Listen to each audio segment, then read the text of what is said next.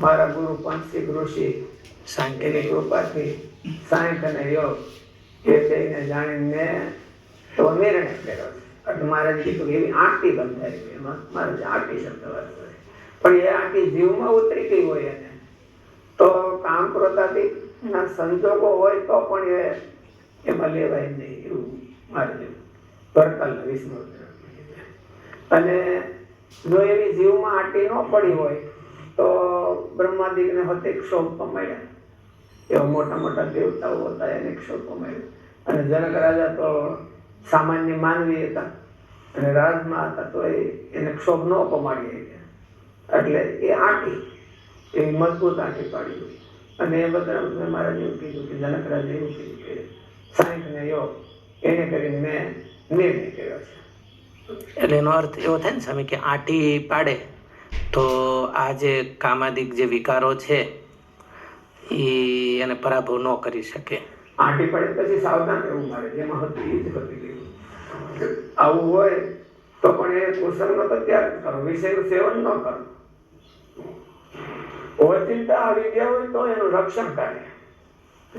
હાથે કરીને જાય પડે એમાં માંગણામાં તો પછી રક્ષણ ન કરે. પછી આ કામાદિક વિકારો જે છે આ બધા દોષો એ એટેક જ ન કરે એવું કોઈ સ્ટેટસ હોય? એવું કાંઈ એવી સ્થિતિ થાય છે કે આ એ કઈ દોષો છે એને પરિસ્થિતિમાં એને એટેક જ ન કરે? ઉદાહરણ દર્શન મારે કીધું કે કામ ક્રોધાદિકના મૂળ ઉખડી જાય છે એવું કીધું. જનક રાજા જેનું મોટું ઉદાહરણ છે. પણ એવી જબ્બર આંટી પાડી હોય તો પછી જનક રાજા તો સત્સંગ જ કરતા, પછી ઓજાડવા કુસંગ ઓજાડવા જતા નહીં, એટલે એનો વાંધો ન હોય. આપણે પછી નક્કી કર્યું હોય તો કુસંગ તો બધો ભેળો જ ભેળો હોય, હુવાઈ કરવા બીજે જાય પોતાના જેવા હોય ને હુવાઈ કરવા જાય.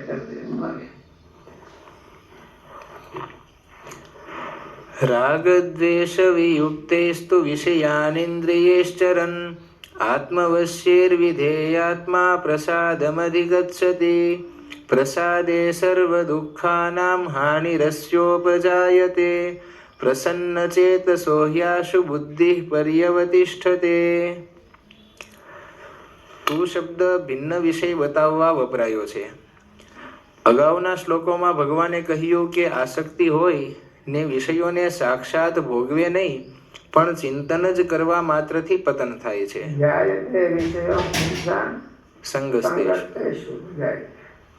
અને છેલ્લે કીધું કે બુદ્ધિનાશાત પ્રણશ્યતિ પતન થાય છે એવું કીધું. તો એમાં તો ખાલી ચિંતનથી પતન થાય છે એવું. ધ્યાયતે વિષયાન પુરુષ સંગસ્તે શુભ જાય. વિષયો ભોગવે છે અને એને આસક્તિ થાય છે એવું નથી. આ શ્લોકમાં એવું કીધું વિષયો ભોગવે છે તોય પણ પાછો એને પ્રસન્નતા પ્રાપ્ત થાય છે. પ્રસાદમ અધિગચ્છતિ રાગ દ્વેષ વિયુક્તૈસ્તુ વિષયાન આત્મવશ્ય વિધેયાત્મા પ્રસાદમ. એનું ચિત્ત છે એ બહુ પવિત્ર થઈ જાય છે વિષયોને ભોગવતા ભોગવતા. અગાઉના શ્લોકોમાં ભગવાને કહ્યું કે આસક્તિ હોય ને વિષયોને સાક્ષાત ભોગવે નહીં પણ ચિંતન જ કરવા માત્રથી પતન થાય છે. જ્યારે અહીં આ શ્લોકમાં કહે છે કે આસક્તિ નહીં રહેવાથી વિષયોનું સાક્ષાત સેવન થાય તો પણ ઉત્થાન થાય છે, ત્યાં બુદ્ધિનો નાશ બતાવ્યો છે. જ્યારે અહીં બુદ્ધિની પરમાત્મામાં સ્થિતિ બતાવી છે તે બીજા શ્લોકમાં બુદ્ધિ પર્યવતિષ્ઠતે, એની બુદ્ધિ પરમાત્મામાં સ્થિર થઈ પ્રસાદે સર્વ દુઃખાનાં હાનિરસ્યોપજાયતે પ્રસન્ન ચેતસો યાસો બુદ્ધિ પર્યવતિષ્ઠતે. બુદ્ધિ નાશક પ્રણશ્યતિ. એટલો બેમાં ટેકનિક મતે છે. રાગ દ્વેષ ન થાય, આસક્તિ ન હોય તો આવું થાય, આસક્તિ હોય તો અહીં બુદ્ધિની પરમાત્મામાં સ્થિતિ બતાવી છે. તે તફાવત બતાવવા માટે તું શબ્દ બતાવ્યો છે. વિધેયાત્મા વશ કરેલું છે મન જેનું, એવો સાધક અંતઃકરણને વશીભૂત કર્યા વિના કર્મયોગની સિદ્ધિ થતી નથી.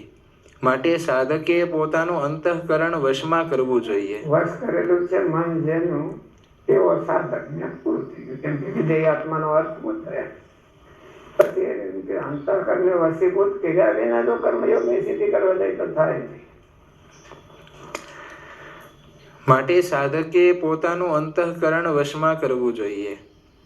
અંતઃકરણને વશીભૂત ન કર્યું હોય તો કર્મયોગીને પણ પતન થવાની સંભાવના છે. માટે કર્મયોગીને વિશેષ કરીને તેની જરૂર પડે છે. આત્મવશ્યૈ રાગદ્વેષ વિયુક્તૈ ઇન્દ્રિયૈ. જેમ વિષયાંતરણ એવું બોલવાનું. આત્મવશ્યૈ વિધેયાત્મા એ કરતા છે અને આત્મવશ્યૈ રાગદ્વેષ વિયુક્તૈ ઇન્દ્રિયૈ એ સાધન છે. અને વિષયાંતરણ વિષયો ભોગવે છે. કોઈને પણ વિષયોનું ચિંતન ખાલી કરે છે. ધ્યાય તે વિષયાન પુંસ સંગસ્તે શું પજાય ખાલી ચિંતન કરે છે. અને અહીંયા વિષયાંતરણ એટલું ન કોઈ પણ ફળ લખ્યું કે પ્રસાદમાં અધિગત છે અને બુદ્ધિ પર્યવતી થતે એની બુદ્ધિ સ્થિર થઈ જાય. કારણ કે રાગ જ માણસની બુદ્ધિને ભમાવનાર છે. ત્યારે બધું દોડાવનાર પૂરું કરનાર. રાગ નો હોય તો આખી દુનિયાનું કરે તો એનો વાંધો ન આવે. આખા દુનિયાનો વ્યવહાર કરે તો એનો વાંધો આવે. જનક રાજાની બધા રાજાઓ હતા ને, ચક્રવર્તી રાજાઓ હતા, આખી દુનિયાનું સંચાલન કરતા હતા અને દુનિયાના વિષયો એની પાસે પેલા હતા. તોય કઈ એમ નથી.